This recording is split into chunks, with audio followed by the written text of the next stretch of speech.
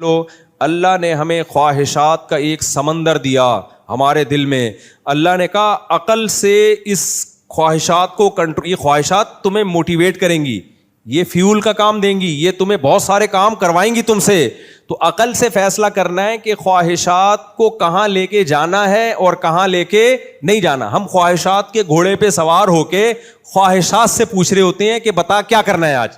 تو خواہش کہتی ہے فلم دیکھنی ہے, فلم دیکھ رہے ہیں بیٹھ. ایک آدمی نے بتایا میں انٹرنیٹ پہ فوش فلمیں دیکھتا تھا, پوری رات گزر جاتی تھی, سارا دن سوتا رہتا, پھر پوری رات, کئی مہینے میں نے زندگی کا وہ بہترین حصہ جس میں میں کوئی زبان سیکھ سکتا تھا, کچھ پڑھ سکتا تھا, کوئی بزنس کر سکتا تھا, صحت بنا سکتا تھا, جم جا سکتا تھا, 20 کام میں نے انٹرنیٹ پر فوش فلموں کی بھیٹ چڑھا دی ہے. اور یہ کہ لبرل آدمی تھا, دیندار آدمی کی بات نہیں کر رہا میں, جس کا واقعہ میرے سامنے دیندار نہیں تھا, یہ لبرل سیکولر آدمی جو مذہب کو نہیں مانتا تھا. کہہ رہے میں نے کہا یار مذہب میں حرام ہو یا نہ ہو, کہہ رہے میں مذہب کو نہیں کو فالو کرتا, لیکن اس سے زندگی کا بیڑا غرق ہو رہا ہے. کہہ رہے میں نے ایسا عزم کیا کہ وہ کام کر کے دکھایا جو آج نوجوانوں سے, جس کو جب کہا جاتا ہے نا فوش فلمیں دو چھوڑ دو, کہہ رہے ہمارے لیے ممکن نہیں ہے. کہہ رہے میں نے وہ ناممکن کو ممکن کر کے دکھایا. میں نے کہا ایسی کی تیسی اس کو میں اپنی زندگی سے ہمیشہ کے لیے نکالوں گا. وہ مذہبی آدمی نہیں ہے کہ اس کو آخرت کا خوف ہے, وہ کہہ رہے یار دنیا کا بیڑا غرق ہو گیا نا, جو زندگی کا بہترین حصہ 20 مفید کاموں میں لگا سکتا ہوں, پوری رات کمر بھی کبڑی ہو جاتی ہے, گردن ٹیڑھی ہو جاتی ہے, سارا دن اسی میں لگے رہتے ہیں, پھر دن میں بھی اسی کے خیالات. کہتے میں نے کہا یار میں اپنی صلاحیتوں کو کہاں ضائع کر رہا ہوں, میں کدھر میں اپنی صلاحیتوں کو لگا رہا ہوں. تو بعض لوگوں کو اللہ نے عقل دی ہوتی ہے, ان کو پتا ہوتا ہے کہ بھائی خواہشات, عقل بتائے گی کون سی خواہش پوری کرنے کی ہے اور کون سی پوری کرنے کی خواہش بولو نہیں ہے. ہم کیا کر رہے ہیں, میجورٹی کیا کر رہی ہے, گھوڑے پہ بیٹھ کے گھوڑے سے کہہ رہے ہیں بتا کیا کرنا ہے, جدھر تیرا دل چاہ رہا ہے وہاں چل. گھوڑا تو پھر یا تو گھوڑی کے پاس جا کے کھڑا ہو جائے گا یا گھاس کے پاس جائے گا, یا جہاں موڑ ہوگا بے لگام ہو جائے گا, وہ پتہ ہی نہیں کہ آپ جا کہاں رہے ہو. تو یہی حساب کتاب ہے میرے بھائی. اللہ تعالیٰ نے ہمیں حکم دیا خواہشات کو تم نے بتانا ہے بھائی, کون سی خواہش پوری کرنی ہے, کون سی پوری نہیں کرنی. ساری خواہشات کچلنی بھی نہیں ہے, پوری بھی کرنی ہے. اچھی چیزوں کا جذبہ پیدا کرو, تبھی تو قرآن نے کہا ہے وفی ذالک فلیتنافس المتنافسون, دوڑ لگاؤ, آگے بڑھنے کا ہر ایک کو شوق ہوتا ہے, لیکن اللہ نے کہا دوڑ کا میدان تم نہیں بتاؤ گے, ہم بتائیں گے. کون سا میدان ایسا ہے جس میں دوڑ کے تم آگے نکل گئے تو تمہیں فائدہ ہے, کون سا میدان ایسا ہے جس میں دوڑ کے تم جیت گئے تو بھی ہار گئے, کوئی فائدہ نہیں ہے اس میں. سمجھتے ہو کہ نہیں سمجھتے؟ کچھ دوڑ کے میدان ایسے جس میں جیت کے بھی ہار جاتا ہے آدمی, تھوڑی دیر ٹرافی شرافی مل جاتی ہے, اس کے بعد قبر میں جا کے سب برابر. تو دوڑ کا میدان نیک اعمال ہیں, نیک اعمال میں دوڑو گے. وہ اتنی تہجد پڑھتا ہے میں اس سے زیادہ پڑھوں, اس نے اتنی شادیاں استغفر اللہ, یعنی میں اس سے زیادہ کروں استغفر اللہ, یہ پھر شادیاں پتہ نہیں کہاں سے بیچ میں آ جاتا ہے یار. پرسوں ترسوں کسی نے مجھے تانا دیا کہ آپ کی شادیوں کے بیانات کی وجہ سے گھروں میں طلاقیں ہو رہی ہیں, بس کر جاؤ. میں نے کہا ان طلاق یافتاؤں کی شادیاں بھی میرے شادیوں میں بیانات کی وجہ سے ہو رہی ہیں, تو پلس مائنس ہو گیا نا, میں نے کہا حساب برابر ہو گیا.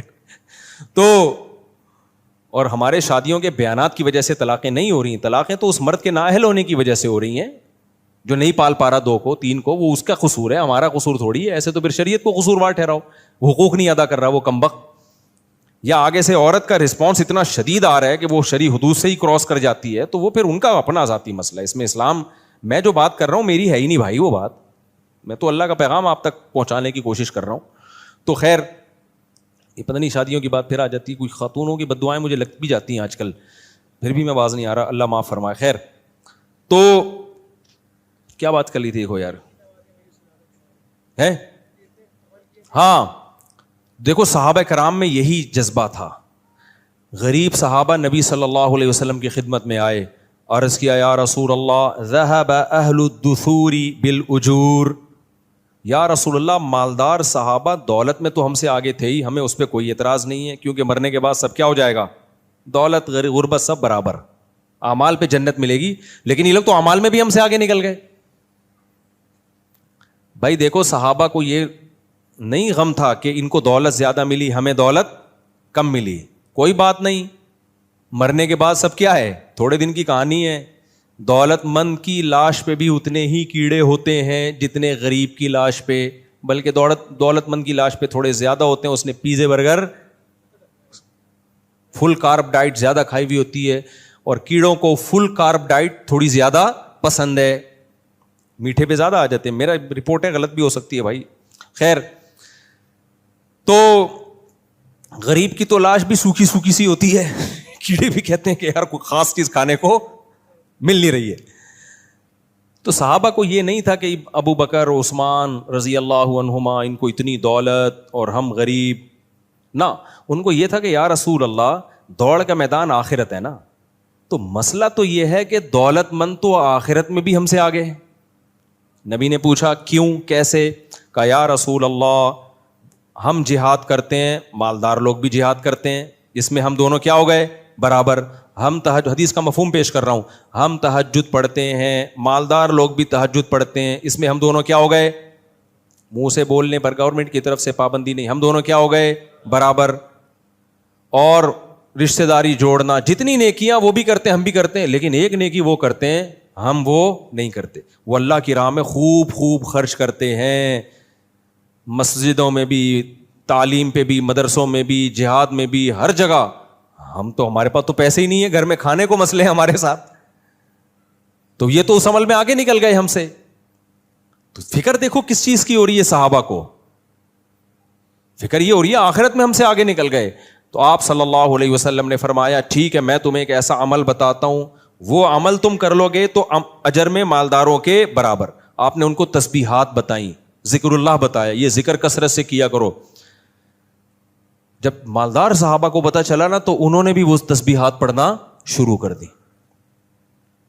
تو پھر غریب صحابہ دوبارہ, یا رسول اللہ, جب سے ان کو پتا چلا انہوں نے بھی وہ عمل. اب دیکھو یہ مقابلہ ہو رہا ہے کہ نہیں ہو رہا, بھائی ہم آگے ہی رہیں گے آخرت میں بھی, یہ ایک جذبہ انسان کا. تو یہ پسندیدہ ہے, اس میں آگے نکلو. تو مالدار صحابہ بھی نے بھی شروع کر دیا وہ عمل. تو نبی صلی اللہ علیہ وسلم کے پاس پھر مسکین صحابہ آئے, یا رسول اللہ, وہ تو انہوں نے بھی عمل شروع کر دیا. تو آپ نے فرمایا ذالک فضل اللہ یؤتیہ من یشاء, بھائی اللہ کا فضل ہے, جس کو چاہتا ہے عطا کر دیتا ہے.